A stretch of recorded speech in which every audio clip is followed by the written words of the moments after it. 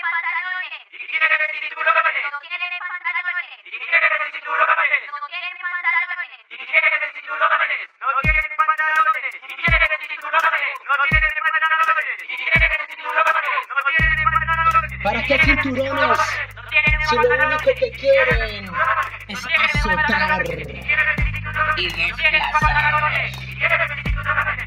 No tienen pantalones y quieren cinturones. No tienen pantalones y quieren cinturones. No tienen pantalones y quieren cinturones. No tienen pantalones para acabar con tanta injusticia social en nuestras montañas. El riesgo para vivir, mitigar. Quieren cinturones para atemorizar, desalojar a la población más vulnerable, azotar. Boom, boom, bam, bam.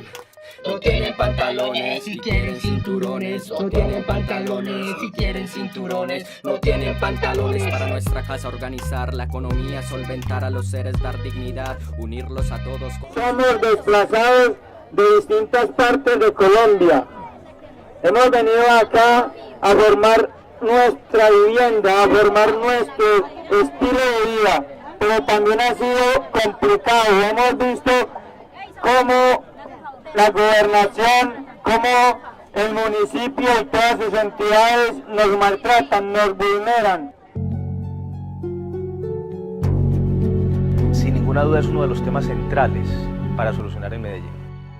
El tema de la parte alta de las laderas es muy urgente porque tenemos un drama y una situación muy crítica de crecimiento explosivo asociada a áreas de riesgo, a posibles temas muy complejos desde el punto de vista de los derrumbes y los deslizamientos, o sea que combina un tema ambiental con un tema geológico, con un tema humano, y es una de las tareas pendientes que tiene esta ciudad.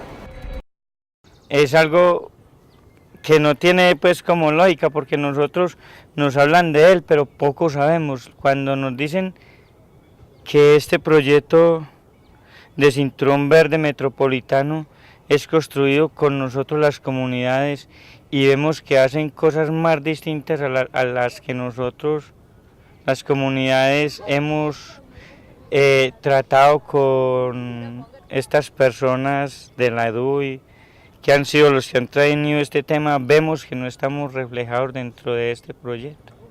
Hoy, en esta audiencia comunitaria, monorriel y mitigación de riesgos en el marco del ordenamiento territorial, mesa de desplazados, mesa de bienes y servicios públicos y plan de desarrollo local de la Comuna 8, pone en la mesa propuesta consulta previa. ¿Qué es consulta previa? Donde se tome el consentimiento de la población. Y en esa medida proponemos unas votaciones populares, que nos vayamos a las urnas si quieren de verdad un ejercicio participativo. Entonces, para evitar confusiones dentro de la comunidad, vayámonos a elecciones, así como el presupuesto participativo. Elecciones en cada uno de los barrios y donde haya un tarjetón donde diga: señores comunidad, ¿quieren o no monorriel? Marque una X, sí o no. Que nos vayamos a elecciones. La palabra cinturón verde, hasta lo que yo conozco en relación con el proyecto, no me parece que está bien utilizada. Porque si la estrategia fuera mucho más ambiental desde el punto de vista de la restitución ecológica, del control del crecimiento, del manejo de las cuencas, del manejo del riesgo, de alguna manera de trabajar con la bioingeniería para hacer de alguna manera todo el tema de la agricultura y cultivos de protección y una serie de cosas, pues entonces estaríamos hablando de una cosa, estaríamos hablando de un concepto verde en ese entonces. Pero hoy en día lo que el grueso del presupuesto, que entiendo yo está orientado hasta esto, está más hacia un monorriel como un sistema de movilidad que no tiene sentido en relación con que no tiene ninguna conectividad origen-destino que la ciudad lo necesite. Estamos proponiendo que de los 160.000 millones para infraestructura de movilidad aprobados dentro del cinturón verde, definir que 80.000 millones se destinen para la mitigación de riesgo, que es lo que necesitamos en nuestra comuna. 80.000 millones para la mitigación de riesgo y los 80.000 restantes para la movilidad interbarrial e intersectorial, mejorando la red caminera y la malla vial existente. El Plan de Ordenamiento Territorial de Medellín, que se aprobó en el año 2014, diciembre, define un modelo de ocupación estructurado en función de la necesidad de desarrollar la parte más plana de la ciudad, el crecimiento hacia adentro y proteger los bordes como una estrategia para contener la expansión, sobre todo la expansión informal y no regulada de la ciudad hacia el borde, hacia los bordes de la ciudad. En ese sentido, desde el año 99 se defiende más o menos la misma idea, pero no se había podido lograr que desde las estrategias de planificación y desde la ejecución del planeamiento, es decir, desde la forma en que las personas desarrollan sus predios privados, se lograra que efectivamente ese modelo se concretara. Por eso, en el nuevo Plan de Ordenamiento Territorial, lo que se ha hecho es establecer unas áreas de intervención estratégica que corresponden a los principales sectores de la ciudad, cuyas transformación se pretende que jalone toda la concreción del modelo de ocupación.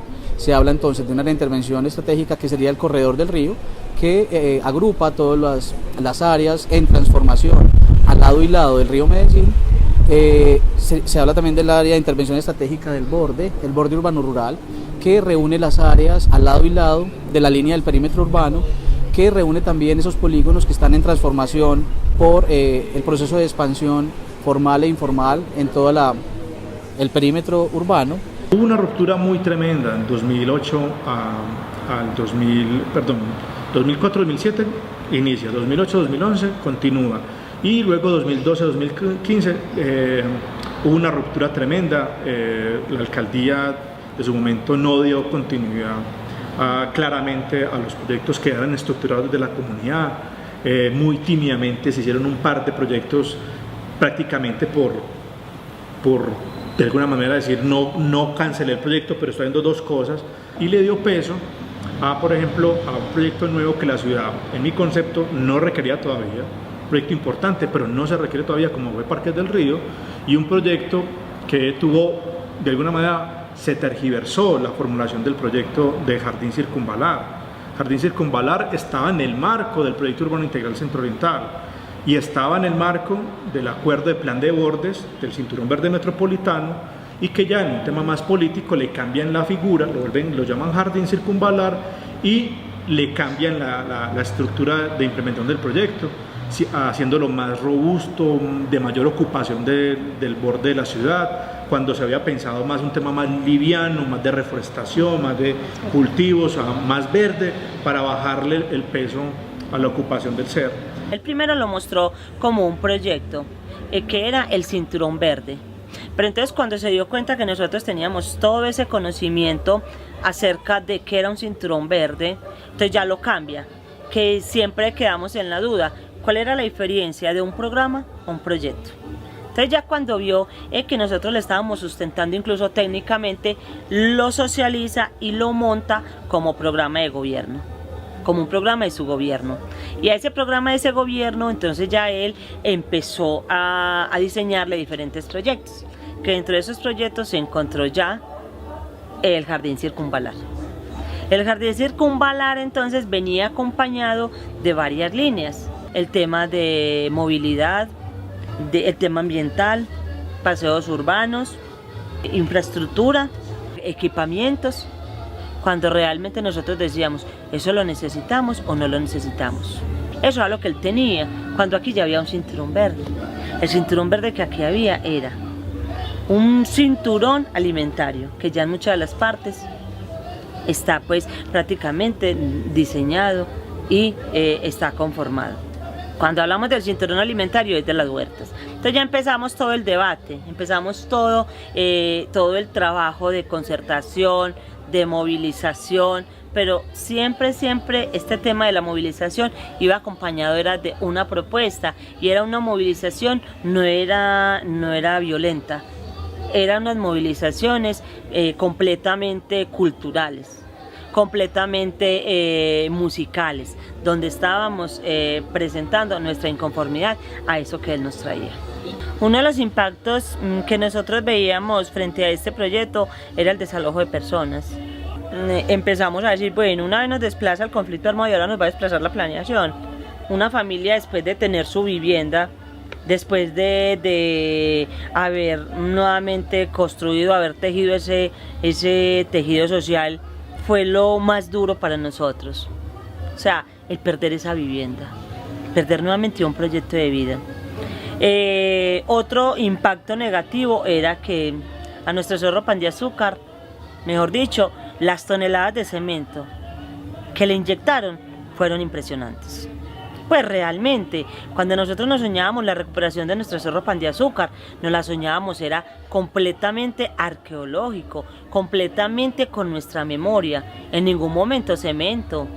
Porque es que Argos, porque ahí quien se benefició fue la empresa de Argos, ahí quien se beneficiaron fueron las grandes multinacionales de infraestructura. Pues yo creo que fue el daño más grande que se le pudo haber ocasionado a nuestro Cerro Pan de Azúcar.